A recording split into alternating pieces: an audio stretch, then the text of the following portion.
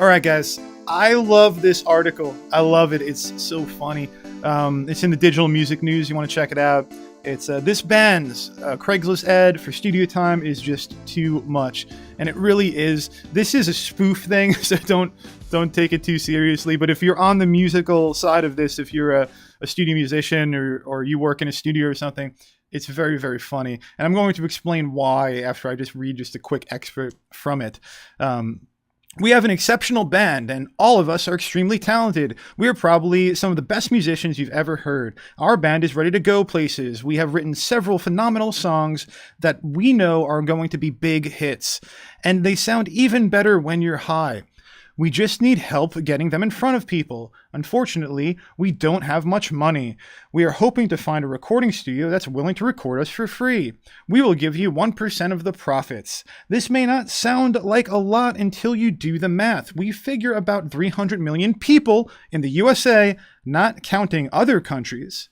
We figure that a minimum market of 1% is 3 million sales at $1 a song. You have $3 million. At 1%, you get $30,000. These numbers are fairly conservative, since this doesn't include people buying more than one song. Very funny. It's just because we've all dealt with this, that's what makes it funny. But here's what because I tell bands all the time: do it yourself. Go the DIY route. Do it yourself. When it comes to things you don't need to invest in. When it comes to things you need to invest in, you could trust the people who you're working with most of the time because they invested. So like if you're working with a recording studio, like I'm sure someone who wrote this probably works in a recording studio or owns one. Say the person owns one, they put a bunch of money into that studio, a lot of work, a lot of money, a lot of time. They care about their reputation. It really, really does matter. And if you added up all the bills and stuff that they pay monthly and so on, it's insane.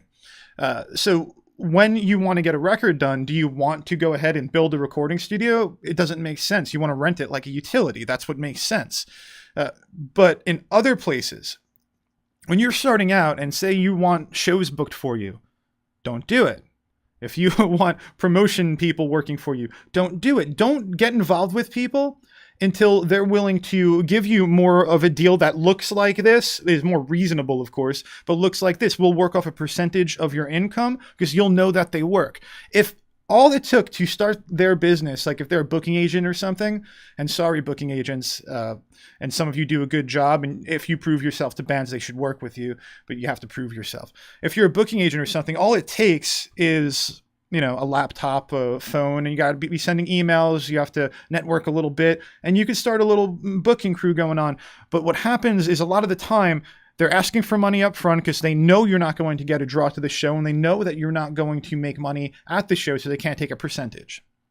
So you're really giving them a whole lot of leeway. You're going to give them money, then they're going to send you out on the road. They own the whole thing. They've set it all up for you. So if shows don't work, it wasn't them that had to sit in the parking lot and not play. It wasn't them that didn't know that show was canceled. You do all the footwork. Don't wind up in that situation.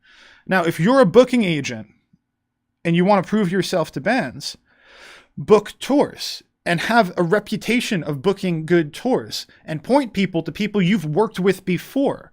Have them get on the phone and call and be like, yeah, we went on tour. They booked this many shows. We did have to pay for it, but it was worth it. So if you're not doing your due diligence as a band, you're going to get screwed by the bad booking agents, which hurts the good booking agents. Same thing with producers. You should be checking them out with the audio engineers. Check them out and so on. I'm just saying that when it comes down to it, make sure these people invest in themselves and have a track record. Because that's what I do when I speak with bands. If I'm going to cut a price or something, if I'm going to try to bring them in on B hours, I make sure that they've been playing, they've been working hard, and they have some good stuff going on. Do that with the people you work with. All right, thanks for being with me on this one. Please like, subscribe on YouTube, and so on. I will talk to you soon.